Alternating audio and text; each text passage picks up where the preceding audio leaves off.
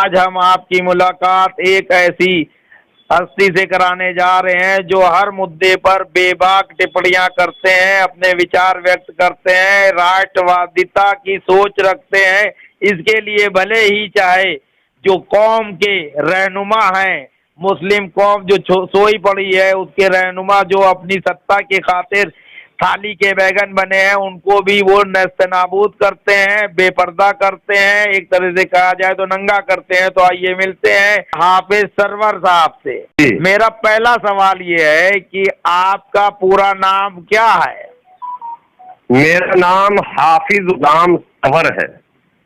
आप कुरान के हाफिज हैं? Yes yes. अच्छा, दूसरा सवाल, हमारे देश में जिस तरीके से राजनीतिक माहौल है, हिंदू मुस्लिम करके जो है पूरे देश में माहौल खराब हो रहा है, इसमें भारतीय जनता पार्टी आरएसएस जितनी जिम्मेदार है उससे कहीं ज्यादा मुस्लिम रहनुमा और विपक्षी दल भी है। इस पर आप क्या कहेंगे? आपने तो जो सवाल किया है उसी में जवाब छुपा हुआ है। खोल दीजिए। बल्कि जवाब ही आपने दे दिया है। ये कड़वा सच है जिसको हमें तस्लीम करना ही पड़ेगा। हमें स्वीकारना पड़ेगा कि इस मुल्क में जो माहौल खराब हुए हैं और जो दीवारें खड़ी हुई हैं हिंदू और मुसलमानों के दरमियान, जो आज खुला है, जो दूरी है, जो नफरत है, ये सिर्फ आरएसएस और भारतीय जनता पार्टी बजरंग दल को कोसने से या उस पर इल्जाम रख देने से इस मसले का हल नहीं है। और ये भी नहीं कहा जा सकता दावे के साथ कि पूरे के पूरे वही लोग इसके जिम्मेदार हैं। ये बिल्कुल हकीकत है कि हमारे नौजवानों का जो मिजाज है वो भी बहुत हद तक इसका जिम्मेदार है। हमारे नौजवानों को जज्बाती बनाया गया। हमारे नौजवानों को किसी भी बात को समझने और उसको समझने के बाद इसका क्या बेहतर जवाब होगा, इस्लामी जवाब होगा, हकीमाना जवाब होगा या मुदब्बिराना जवाब होगा, ये सलाहियत पैदा करने ही नहीं दिया गया। फौरन रिएक्ट करते हैं हम और एक्शन का रिएक्शन होता है और माहौल मजीद खराब होता है। ये हकीकत है कि बजरंग दल हो या आरएसएस हो, उसके एजेंडे में ही नफरत है, ठीक है, लेकिन हमारे एजेंडे में तो प्यार होना चाहिए। हमारे एजेंडे में प्यार होता तो शायद नफरत को प्यार से हम बदल सकते थे। और एक बहुत मशहूर कहावत है, होगी प्यार की जीत, तो उस कहावत को हमने खुद झुठला दिया और आज नफरत जीतता हुआ दिख रहा है और प्यार हारता हुआ दिख रहा। इसका मतलब है सर कि प्यार की फैलाने की जिम्मेदारी जिसको दी गई थी उसने अपना काम पूरा नहीं किया है। सवाल, जी, जंतर मंतर पे तौकीर रजा और आप और कुछ लोग और बैठे थे एक दिन के लिए, क्या उस तरह के बैठने से मणिपुर या नू या मेवात या इंडिया के किसी भी हिस्से में हुए अत्याचार, अन्याय, अनाचार का समाधान हो जाएगा? पहली बात तो मैं और तौकीर रजा साहब कभी एक साथ धरने पर नहीं बैठा हूँ। ठीक। अंतर मंतर पर मैं तनहा था। ठीक। और हमारे हमरा हमारे साथी थे। ठीक। हमारे पास कोई रास्ता नहीं है। हमने वजीर आजम को कई खत लिखे हैं कि हम लोग मुलाकात करना चाहते हैं। ठीक। लेकिन हमें वक्त नहीं मिला। वजीर दाखिला को, गृह मंत्री को भी हमने चिट्ठी लिखी कि हम लोग अपने प्रतिनिधिमंडल के साथ मिलना चाहते हैं। हम खुदा शाहिद है, हमारे मिलने का वाहिद मकसद था कि हम उनसे गुफ्तगू करके ये जानना चाहते हैं कि आपका एजेंडा क्या है। सवाल, आप इस मुल्क के वजीर आजम, एक सेकंड, आप इस मुल्क के वजीर आजम है, वजीर दाखिला है, आप गार्जियन हैं। अगर आपका एजेंडा क्लियर है तो परेशानी कहाँ है? वहाँ हमारी मदद बोलिए। सवाल, उस मदद को करने को तैयार है। जी भाईजान, सवाल जी। प्रधानमंत्री नरेंद्र मोदी और गृह मंत्री अमित शाह आपके प्रतिनिधिमंडल को समय नहीं दे रहे हैं। आपका प्रतिनिधिमंडल कितना बड़ा है? उसमें प्रमुख सदस्य कौन है? जरा नाम बताइए। हमारे प्रतिनिधिमंडल में काफी लोग थे, हमने 7 नाम उनको भेजे और वो 7 नाम वो थे जिन्होंने दबे कुचले मुसलमानों के दरमियान बरसों से काम कर रहे हैं। कौन है वो? उसमें डॉक्टर एजाज अली साहब थे, मैं खुद नाफिज था, अब्दुल हकीम हवारी थे और शब्बीर अहमद मंसूरी थे। उसमें जो है नफीस सलमानी थे, उसमें कमाल अशरफ रायनी थे और उसमें मुफ्ती शादाब हुसैन कासमी थे, मुफ्ती नसीम मुजाहिरी थे, मौलाना मुर्तजा अल हुसैनी थे। ये सारे लोगों का नाम हमने वहां भेजा था कि इसमें आप 7, 8, 5 जितने लोगों को आपकी इजाजत होगी हम लोग मिलना चाहते हैं।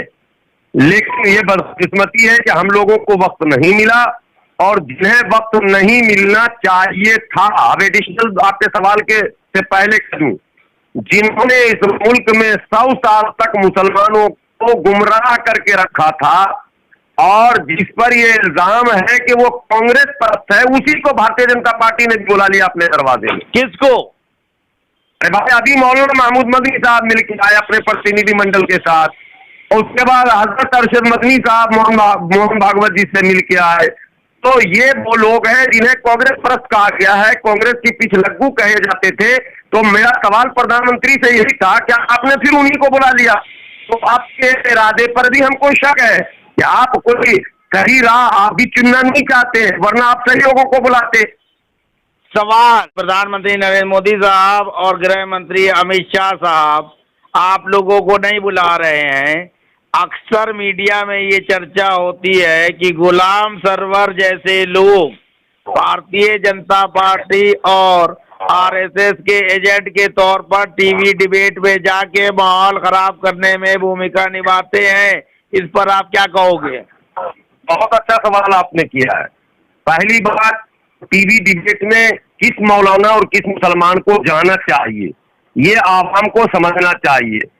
मैं ऑल इंडिया यूनाइटेड मुस्लिम मोर्चा नाम की तंजीम जो 1994 से दबे कुचले मुसलमानों की लड़ाई लड़ती है, उसका मैं कौमी तर्जमान हूँ, राष्ट्रीय प्रवक्ता हूँ, दिल्ली का इंचार्ज हूँ, यूपी का इंचार्ज हूँ। और मैं बात आपके चैनल के जरिए लोगों तक पहुंचा दूं, दिल्ली की धरती पर सबसे ज्यादा हंगामा करने वाला तमाम छोटे बड़े मुद्दों को, अभी आखिरी बात बता दूं, उत्तरकाशी का मामला था, तमाम तंजीमें खामोश थी, पहली आवाज मैंने उठाई और मैंने जिस दिन आवाज उठाई सुबह में खबर छप गई अखबार में कि आप महापंचायतों को रोक लगा दी गई है और पलायन रोका गया है और लोगों से अपील की जा रही है सरकार की तरफ से कि वो कहीं नहीं जाए, हम उनको सुरक्षा देंगे। लेकिन जब हमने प्रेस कॉन्फ्रेंस कर लिया तो कल होकर जमीयत उलमा ने भी प्रेस कॉन्फ्रेंस किया। एक बात। दूसरी बात कि मैं जब तंजीम चलाता हूं तो ऐसे तंजीम के मैं तो टीवी पर जा सकता हूं अपना पक्ष रखने के लिए, लेकिन जो लोग किसी तंजीम से नहीं जुड़े हैं, जो लोग सड़क पर कभी धरना प्रदर्शन में नहीं आते हैं, जो लोग मुसलमानों के मिली मसाइल पर सरकार से गुफ्तगू नहीं करते हैं, वो टीवी पर क्यों जाते हैं? ये असल मुद्दा। एक दूसरा बात कि मेरे किसी भी डिबेट को मंजरे आम पर लाया जाए जिसमें ये साबित कर दिया जाए कि हमने वहां हिंदू मुसलमान फैलाने की कोशिश की। हाँ, हमने नफरत कम करने की बात कही तो इन नफरत की मुसलमानों ने हमें भारतीय जनता पार्टी का एजेंट कहा और उसमें 3-4 बड़े पत्रकार, अजीत अंजुम ने अभी 2 दिन पहले हमारे नाम पर ट्वीट किया था, 2 दिन पहले, ठीक है। अभी एक जुबेर नाम का फैक्ट चेकर है, उसने ट्वीट किया है हमारे ऊपर परसों को ये स्टोरी बना चुका और अभिषेक शर्मा ने तो हमारे खिलाफ बाज़ाब्ता 2 स्टोरी बनाया।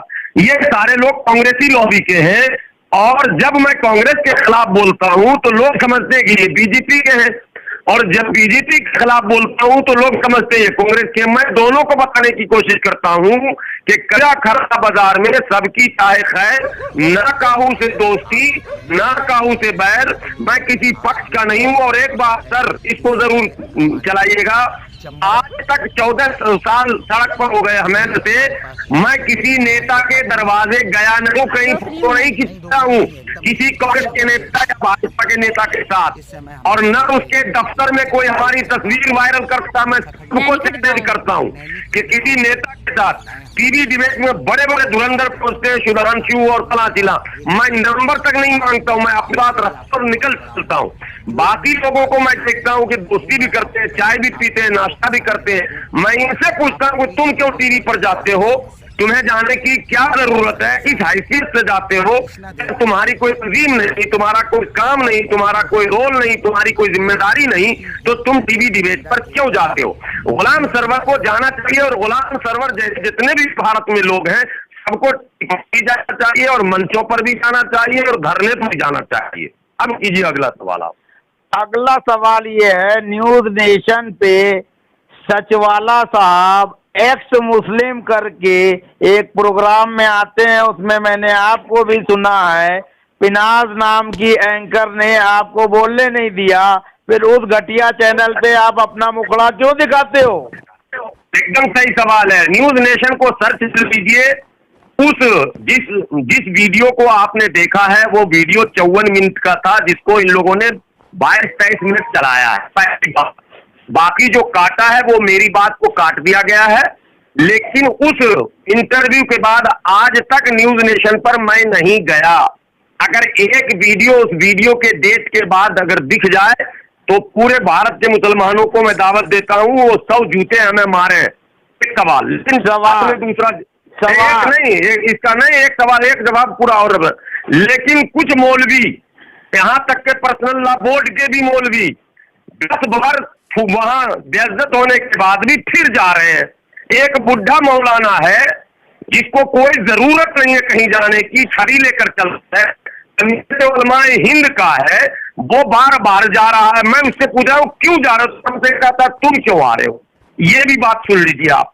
तो मैं तो जहां गया अंत से गया, मुझे बात रखने नहीं दी जाएगी, वहां मैंने कह दिया कि तुम मर भी जाओगे तब भी मैं नहीं आऊंगा, और आज तक मैं न्यूज नेशन पर नहीं गया। सवाल आगे दूसरे चैनलों पे जाने के लिए और वहाँ बकवास करते हुए एंकर के सवालों का जवाब देने के लिए आपको एक चैनल से कितना पैसा मिलता है।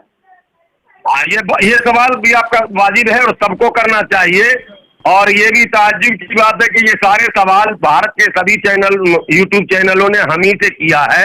ये मेरे लिए फख्र की बात है कि ये सवाल हमसे ही लोग कर रहे हैं। नहीं, गलतफहमी निकाल दीजिए, गलतफहमी निकालिए सरवर साहब, आप अब गलत आदमी से बात कर रहे हैं।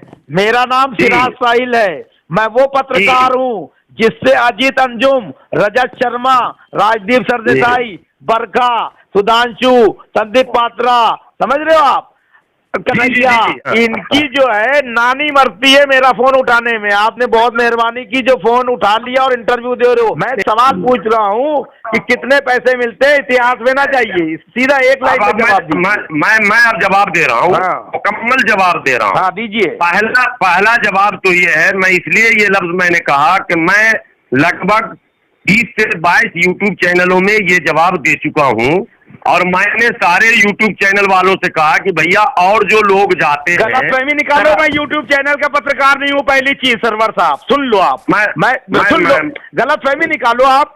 जिन बड़े पत्रकारों का नाम लिया आपने, अजीत अंजुम और अभिसार और फलाना धमाका, ये साले कुछ नहीं है, ये भ्रष्ट है, नकारा है, निकल पे। सुनो मेरी बात सुनो, हंसो ना, और आप इंटरव्यू दो, अभी मजा आएगा आपको।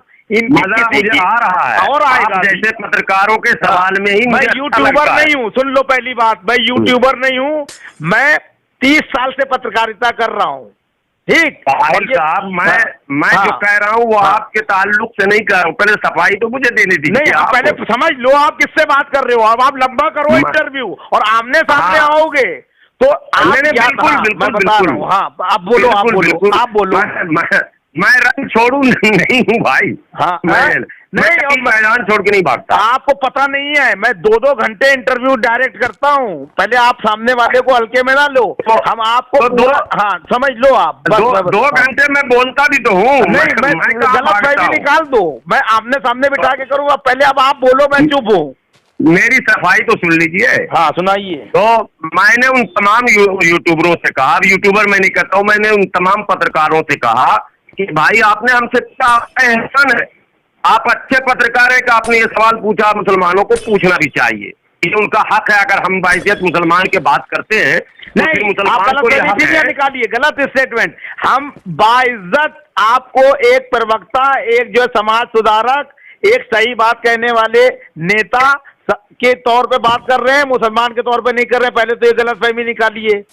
हम एक पत्रकार हैं। हाँ, गलतफहमियां आपकी दूर करूंगा बहुत सी। हम एक पत्रकार हैं, मेरा काम है समाज के मुद्दे, राजनीति, देश से क्या सरोकार होना चाहिए वो मैं कर रहा हूँ। मैं ना हिंदू मुस्लिम कर रहा हूँ।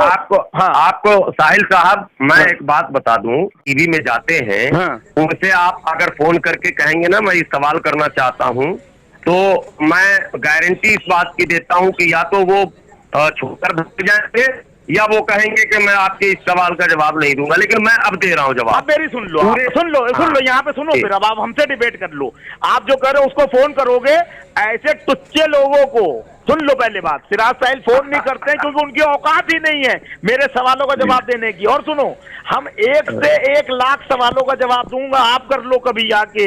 1 लाख सवालों का जवाब दूंगा, और हम जो सवाल पूछेंगे उसका जवाब देना मुश्किल पड़ता है, इसलिए आप सवाल पूछने दो, आप पहले आंसर करो। जी, अब मैं सीधा सीधा जवाब दे दूं कि जितने भी चैनल हैं, मैं उन चैनलों में उनके फोन पर जब मेरा अपॉइंटमेंट क्लियर होता है तो मैं मोटरसाइकिल से जाता हूँ। मैं मोटरसाइकिल से जाता हूँ। आप मोटरसाइकिल से जाते हैं, हवाई जहाज से जाते हैं, मैं पैसे पूछ रहा हूँ। वहीं तो यहीं से तो शुरू कर रहा हूँ।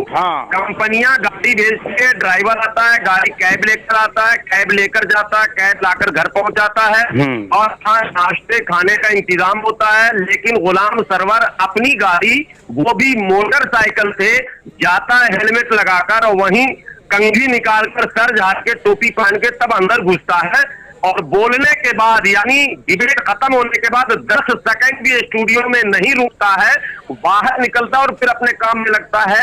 हमने किसी भी चैनल से एक चवन्नी न लिया और न लूंगा, और यही वजह है कि मैं अपनी शर्तों पर बोलता हूं। मैं किसी एंकर के शर्तों पर कभी मैंने बात ही नहीं की। आवाज बंद कर दी जाती है, क्या बोलते हो आप? मेन मुद्दे की बात तो आपकी सुनाई नहीं जाती है। आप वो तो उनके हाथ में है, वो हमारे हाथ में नहीं है। वो चीज जो चीजें अब आप मेरा इंटरव्यू कर रहे हैं, आपके हाथ में है कि आप काट भी सकते हैं, चला भी सकते हैं। तो अगर मैं काट दूंगा, सुन लो, तो दोबारा मुझसे बात ना करना, सुनते रहो, दोबारा मुझसे बात ना करना। अगर खुददार आदमी हो, वो आपकी बात काट रहे हैं चैनल वाले, तो भी आप वहां जा रहे हो, ये कौन सा व्यक्तित्व है आपका? कहाँ जा रहे हैं आप, यही तो बताइए। चैनल का नाम बताता हूं। अरे मैं स्कूटनी थोड़ी करो, आप जिन चैनलों में जाते हो आपकी पूरी बात आपको प्रेजेंट करने दी जाती है। यस, अब मैं बता रहा हूँ, जिस चैनल ने हमारी बातों को काटा, हमारी आवाज को काटा, मैं टाइम्स नाउ नव भारत एक चैनल है, मैं बहुत जाता था उसमें। 2-3 महीने मैं खूब गया। जब मुझे लगा कि यहाँ पूरी बात मुकम्मल करने नहीं दी जाएगी तो मैंने मना कर दिया। अगर आप सामने होते तो मिस कॉल दिखाता, कसम खुदा की 30 मिस कॉल है कल परसों के डेट में भी, जबकि 6 महीने से मैं नहीं जा रहा हूं उसमें, लेकिन वो फोन करना छोड़ ही नहीं रहा। और सर क्या गलती हो गई, क्यों नहीं आ रहे सर? अगर हम उससे पैसे लेते तो वो हमें सर गलती हो गई कहता, वो कहता क्या भाई मौलाना क्यों नहीं आ रहे हो, तुम्हारे पैसे रुक जाएंगे, ये कहता। लेकिन नहीं, रिकॉर्डिंग बोलो तो आपको भेज दूंगा जिसमें ये कह रहा है कि सर हम लोगों से क्या गलती हो गई, आपके बगैर जो है वो डिलीट सही नहीं होता सर। मैंने कहा भाई मैं तुम्हारे यहाँ नहीं आ सकता हूँ जब हमें बात रखने ही नहीं दी जाएगी। अब आ जाओ, चलो सवाल। हिंदुस्तान में चैनल का नाम बता दूं, रिपब्लिक टीवी पर 2 महीने 4 महीने हो गए ले गया हूँ, और टाइम्स नाउ भारत पर 3-4 महीने हो गए, चावल के 4 महीने से ज्यादा हो गए, 6 महीने हो गए नहीं गया हूँ। न्यूज 18 इंडिया में सबसे ज्यादा भैया की कहीं में मैं जाता था, 4 महीने मुकम्मल नहीं गया। फिर प्रतीक ने खुद हमें फोन करके आरजू मिन्नत किया तो 2 बार गया, फिर मैंने देखा कि आप पंगा है, फिर अभी छोड़े हुआ हूँ, 1 महीने से नहीं गया हूँ। सवाल आप बताइए, आप जैसे एबीपी है वहां मैं जाता हूँ, वहां सम्मान से मुझे बुलाया जाता है। सवाल, हिंदुस्तान में कौन सा चैनल अनबायस्ड निष्पक्ष है और कौन सा पत्रकार अनबायस्ड निष्पक्ष है? नाम बताइए, नाम बताने का आपको शौक है। अब ये 2 लोगों के नाम बताइए। एक भी निष्पक्ष नहीं है, और पत्रकार कौन आपके हिसाब से सही पत्रकारिता कर रहा है? बड़े बड़े नाम आप बता। पत्रकारिता कोई कर ही नहीं रहा। अच्छा, टीवी चैनल में जितने भी लोग हैं, मैंने उनके चैनल में घुस के ये बात कही है कि भाई इस तरफ अभिसार शर्मा, रवीश कुमार, अजीत अंजुम, पुण्य परसों कोई सिर्फ कांग्रेस की बात करते हैं, वो मोदी के किसी अच्छे काम की वकालती नहीं करते, तारीफ ही नहीं करते, निशानदेही नहीं करते। दूसरी बाकी एंकर हैं वो सिर्फ मोदी की ही तारीफ करते हैं, वो कभी विपक्ष के किसी नेता या दूसरे किसी भी समाज सेवी की बात ही नहीं करते। सवाल दोनों पक्ष आती है। सवाल, आप जो है अपना घर का खर्चा कैसे चलाते हैं? घर का खर्चा आप तो ऑडियो रिकॉर्डिंग कर रहे हैं, आमने सामने आते तो सारे सिंपल दिखाते। मैं बटुआ का काम करवाता हूं, जो पर्स पॉकेट में लोग रखते हैं, पर्स वो मैं बनवाता हूं। बेल्ट का काम मेरा है लेदर का, और हमारे पास 5-7 लोग हैं काम करने वाले। हम जो है पार्टियों से माल उठाते हैं, फिर उनका सैंपल लेते हैं, फिर ऑर्डर लेकर उनको बनवाकर माल देते हैं। ये एक रास्ता हमारा है। दूसरा, ऑल इंडिया यूनाइटेड मुस्लिम मोर्चा हमें ऑफिस खर्च के नाम पर मंथ 10,000 रुपए देती है। इसका अध्यक्ष कौन है? इसके अध्यक्ष डॉक्टर एम एजाज अली साहब है, जो बिहार के हैं, बहुत बड़े सर्जन है, डॉक्टर है। तो सफर अगर मैं करता हूं मोर्चा की तरफ से, तो सफर खर्च भी मोर्चा देती है अगर सफर पे जाता हूं तो, और सफर पर नहीं जाता हूं तो ऑफिस खर्च के पर हर महीने 10,000 रुपए फिक्स मिलते हैं। वो एक खर्च है। और सुनिए, पूरी दिल्ली में 3 ऐसे लोग हैं जो हर महीने बगैर बोले मुझे 2,000 रुपया देते हैं जबरन, मैंने कभी उनसे मांगा नहीं है। वो लोग हैं, उसमें एक हाफिज है जो कबाड़ी का काम करते हैं, बिजनौर के रहने वाले हैं। वो हर महीने मुझे 2,000 रुपए देते हैं बगैर बुलाए, मेरी खिदमत को देखकर। मैंने आज तक चंदा न ऑनलाइन न ऑफलाइन कभी मांगा और न मांगूंगा।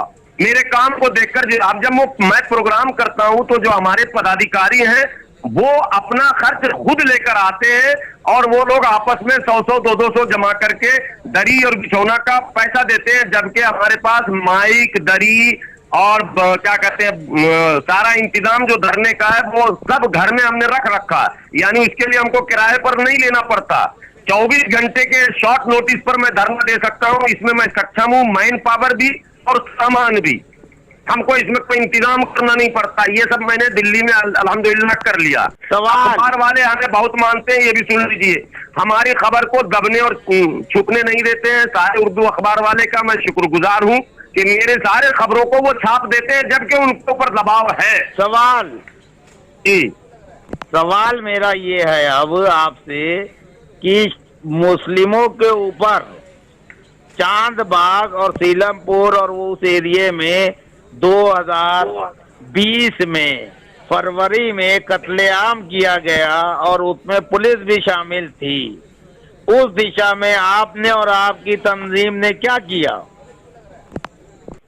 हमने और हमारी तंजीम ने जो काम पकड़ा है हम वही काम करते हैं। हमारा काम है मुसलमानों को समझाना और एक खास तबके की लड़ाई लड़ना। उसमें हम जमीयत उलमा हिंद की तरह नहीं कि खुदा करे कि हत्या पाप पर जाएं और मौत का बहाना और हम उनके घर जाएं, ये काम हम नहीं करते हैं। क्या आतंकवाद के नाम पे फला पकड़ा गया उसको छुड़ाऊंगा लाओ चंदा, दंगे में पकड़ा गया उसको छुड़ाऊंगा लाओ चंदा, नहीं। ये एनआरसी का धरना गलत था और हमने तब समझाया था कि ये मुसलमानों के खिलाफ नहीं है। कभी आप पूछोगे तो आपको भी बता दूंगा कि मुसलमानों के खिलाफ नहीं था ये कानून, ये आदिवासियों के खिलाफ था, दलितों के खिलाफ था, आज भी है। लेकिन सड़क पर उतर गए लोग। अभी जो कानून आ रहा है यूनिफॉर्म सिविल कोड, इससे सबसे ज्यादा मुतासिर आदिवासी होंगे और दूसरे गैर मुस्लिम होंगे, ईसाई सिख होंगे, ये सब होंगे। लेकिन सड़क पे मुसलमान ही उतरेगा। तो क्यों उतरेगा भाई?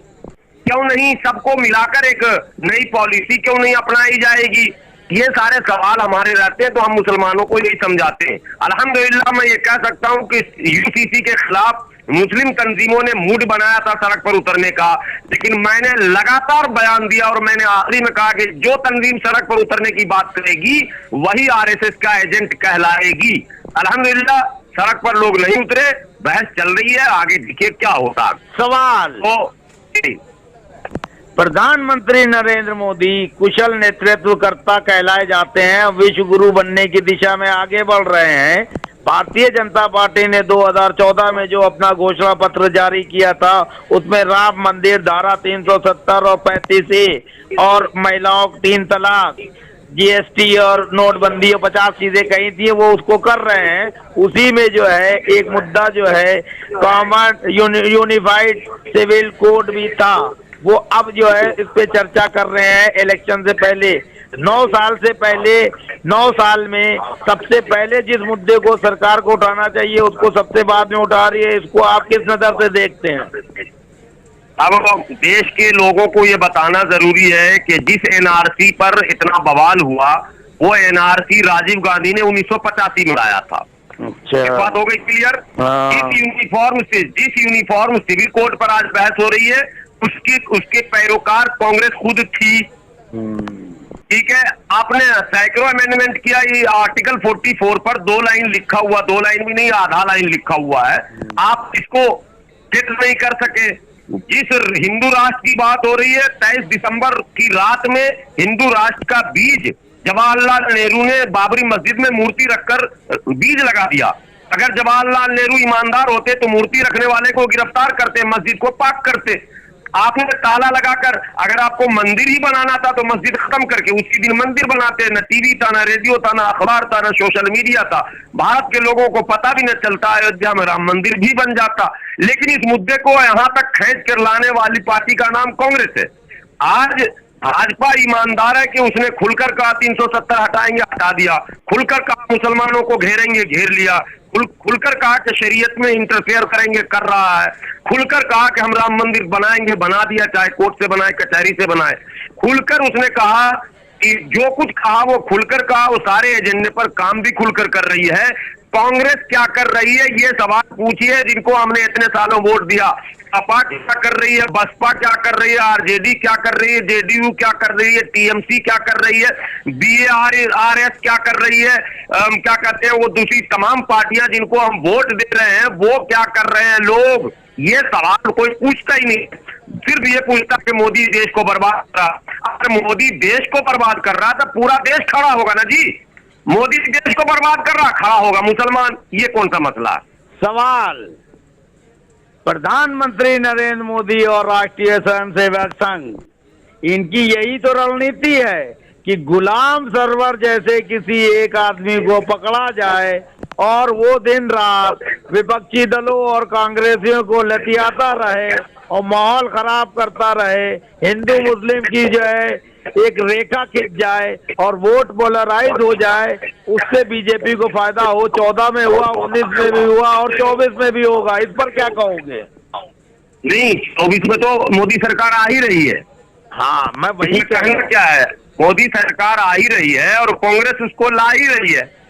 अच्छा, आप तो कहते हैं कि सच को सच न कहा जाए। नहीं, ये सवाल का जवाब सुन लीजिए। सच को सच न कहा जाए। हाँ। मेरठ में दंगा हुआ, मुरादाबाद में, हाशिमपुरा में, भागलपुर में, मऊ में, वाराणसी में, भदोही में, कानपुर में, फिरोजाबाद में, अलीगढ़ में, मुंबई में, भिवंडी में, टाटा में, जमशेदपुर में और आसाम के नेल्ली में और कोकराझार में जो नरसंहार हुआ वो भाजपा और आरएसएस ने अगर कराया था तो उनको जेल में कांग्रेस ने क्यों नहीं भेजा?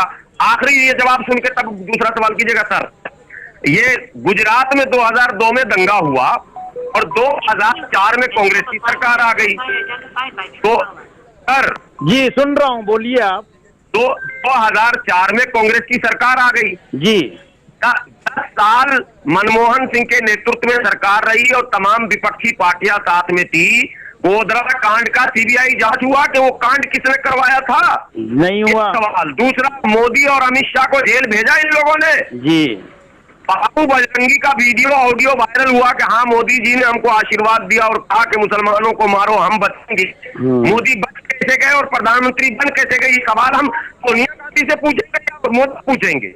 एकदम सही, बहुत बढ़िया। अब एक सवाल और, प्रधानमंत्री नरेंद्र मोदी जी अगर बहुत अच्छा काम कर रहे हैं देश के लिए, तो सारे देशवासियों को, चाहे मुस्लिम हो, हिंदू हो, सिख हो, ईसाई हो, सबको उनका समर्थन करना चाहिए। लेकिन अगर प्रधानमंत्री कोई गलत काम कर रहे हैं तो उनको क्या इस बात से लाइसेंस मिल जाता है कि पंडित जवाहरलाल नेहरू, राजीव गांधी, इंदिरा गांधी या कांग्रेसी सरकारों ने कुछ नकारापन किया तो मोदी जी भी मणिपुर को जला दे और नूह में बवाल कर दे और दिल्ली में दंगे करा दे? इसका जवाब दे दीजिए। मैं ये बात आपको बता रहा हूँ कि जब हम खुद चोर होंगे तो दूसरे को चोरी करने से कैसे रोकेंगे? सवाल घुमाइए नहीं, मैं सवाल का जवाब चाह रहा हूँ। मुझे मालूम था आप जो बोल रहे थे। मैं कह रहा हूँ कि राहुल गांधी चोर, राजीव गांधी चोर, नरसिम्हा राव चोर, पूरी कांग्रेस पार्टी चोर, पूरे विपक्षी चोर, साले नकारा। भारतीय जनता पार्टी, आरएसएस एकदम सही।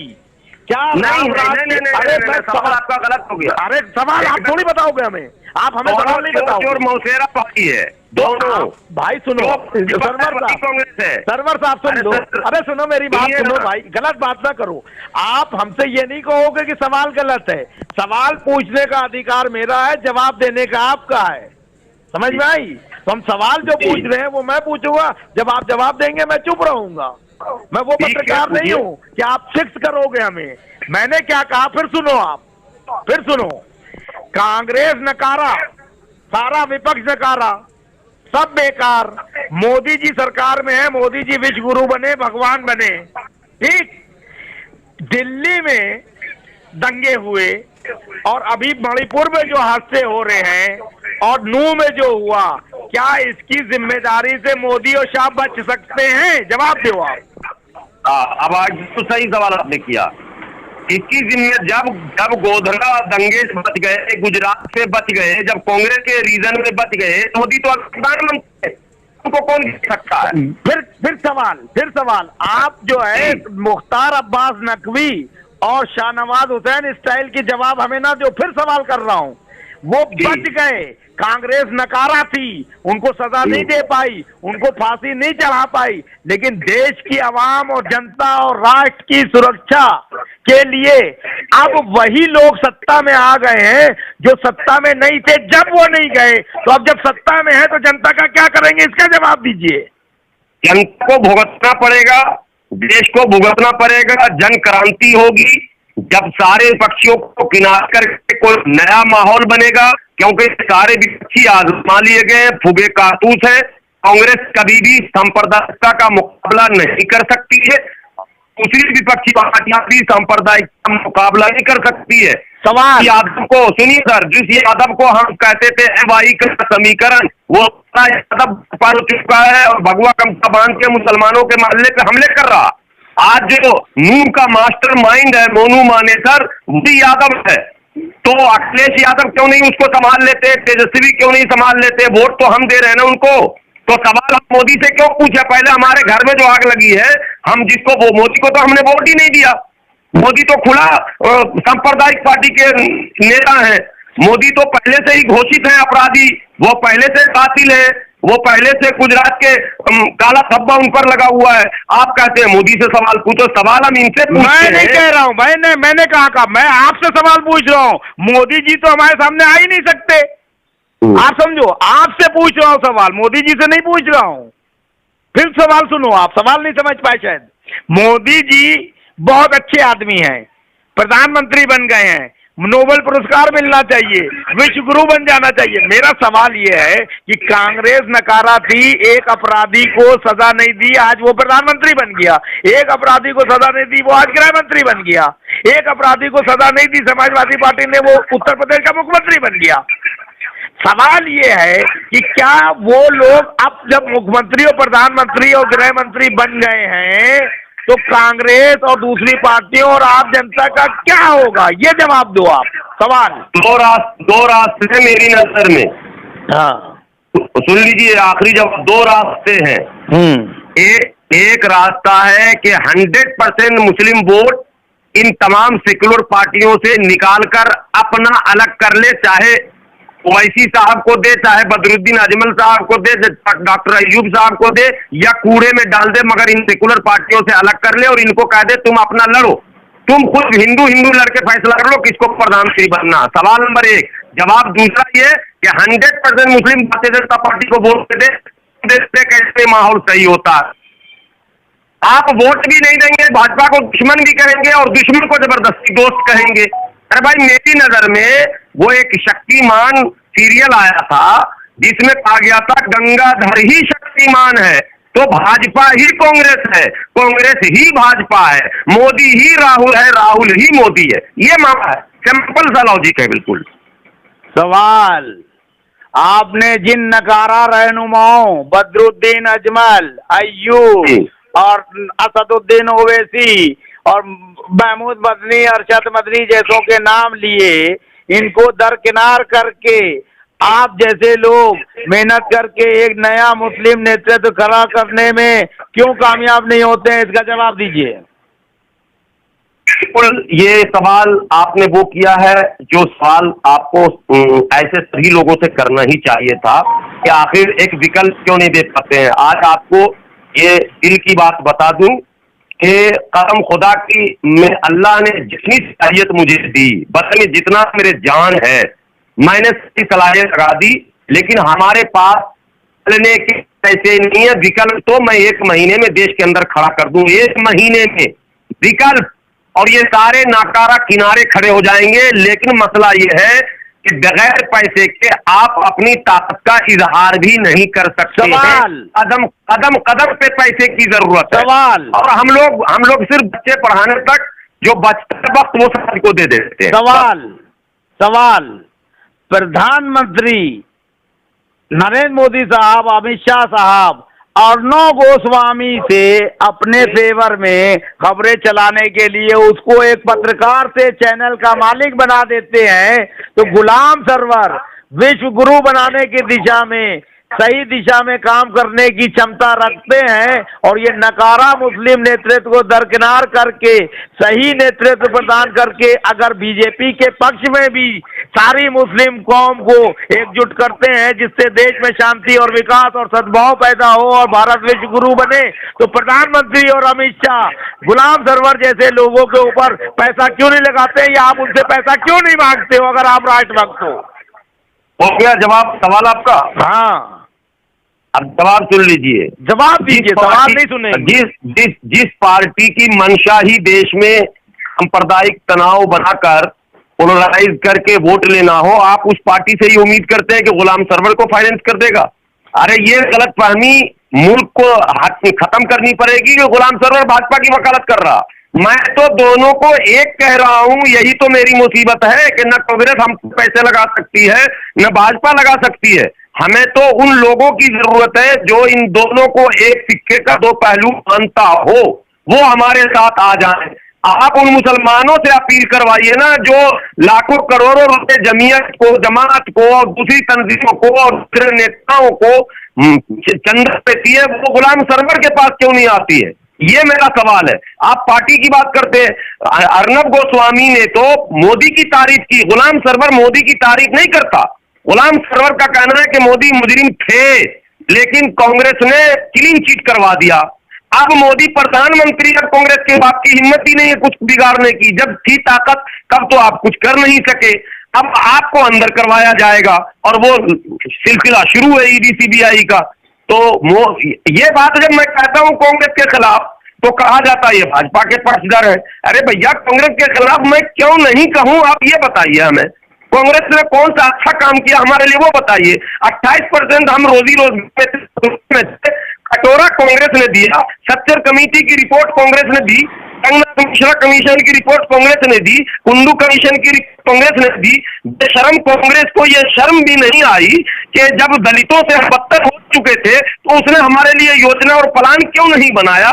जिस समय सच्चर कमेटी की रिपोर्ट सार्वजनिक हुई, कोकराझार में दंगे हो रहे थे, सन निकाल कर देख लीजिए, मनमोहन सिंह की सरकार थी और गगोई की सरकार थी आसाम में। तो आप एक तरफ सच्चर कमेटी कह रहे कि ये दलितों से बदतर, और आप तब भी मुसलमानों का अपीजमेंट कर रहे थे। और हमसे लोग ये तवक्को करते हैं कि मोदी हटाने के लिए अपील की जाए।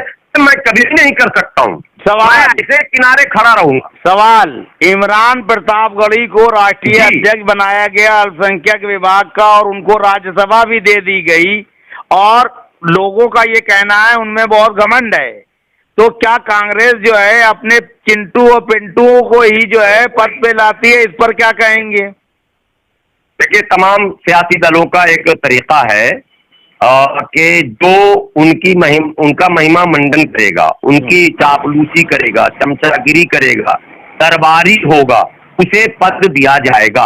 अगर गुलाम सरवर को सियासत का जुनून होता तो गुलाम सरवर भी किसी एक पार्टी को, और बहुत सारी पार्टियां थी, मैं तो बिहार का रहने वाला हूं, मेरे लिए तो नीतीश कुमार बहुत थे।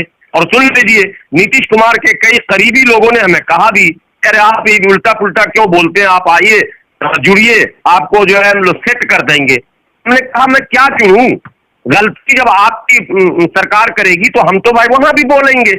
और हमने बोला, अभी छपरा में मॉब लिंचिंग हुई, मैंने नीतीश कुमार को धो दिया कि भाई मॉब लिंचिंग हुई और थाना के गेट के सामने एक मुस्लिम ट्रक के ड्राइवर को वही गौ के नाम पर मार के मार दिया गया, और तरीका वही था और वही भगवा गमछा और वही नारे। तो मैं कैसे चमचागिरी करूं नीतीश कुमार का? हमारे कौम को मारा जा रहा, पीटा जा रहा, लूटा जा रहा, इज्जत उछाला जा रहा, और मुझे कहा जा रहा आप चमचागिरी कीजिए, आपको पद देंगे। तो चाहे इमरान प्रतापगढ़ी हो या दुनिया के कोई भी हो, वो कसीदे पढ़ेंगे तो आपको जगह मिल जाएगी। गुलाम सरवर कसीदा नहीं पढ़ेगा, नहीं पढ़ेगा, नहीं पढ़ेगा। अगर आपको कोई ऐसी पार्टी मिले जो कहे कि गुलाम सरवर साहब आपको जो जी चाहे, जिसके खिलाफ राष्ट्र हित में, समाज हित में, कौम के हित में, जनता के हित में आप बोलिए, तो क्या उस पार्टी को आप ज्वाइन करोगे? नहीं, जो चाहे बोलिए का मतलब होता है आवारा बनाना। मुद्दे पर बोलिए और बोलिए, बेबाक होकर बोलिए, और वो बात बोलिए जिसको आवाम भी समझे और सरकार भी समझे। हाँ, मतलब माने न माने लेकिन समझे। हाँ, तो करेक्ट कीजिए ना, जवाब तो मैं जवाब तो दे रहा हूँ। अगर कोई पार्टी हमें ये कहती है कि आपको जो मन में आए बोलिए, वो पार्टी भी देशद्रोही होगी जो ये कहेगी कि जो मन में आए बोलिए। आप बात गलत सेंस में ले गए, यही तो कमी है। जो का मतलब कि आपके ऊपर कोई अंकुश नहीं होगा, आपकी विद्वता, आपकी ज्ञान, आपकी व्यक्तित्व, आपकी बोलचाल, आपकी स्पीकिंग पावर के ऊपर उस पार्टी को पूरा यकीन हो। जो भी बोलिए, कोई पागल दीवाने हो आप, जो भी बोलोगे, तो क्या वो पार्टी ज्वाइन करोगे? मेरा सवाल है। मेरा जवाब ये है कि जो पार्टी हमारे कुछ मतलब हमारी कुछ मांग है जो बरसों से हम लड़ रहे हैं। क्या मांग है?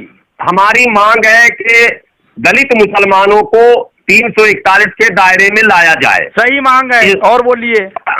दूसरी मांग है कि जो प्रिवेंशन ऑफ एट्रोसिटी एक्ट 1989 में राजीव गांधी ने बनाया था, जिसमें SC और ST को शामिल किया गया, आज के दौर में मुसलमान चूंकि दलितों से भी बदतर है, तो मुसलमानों को भी प्रिवेंशन ऑफ एट्रोसिटी एक्ट में शामिल किया जाए। ठीक है।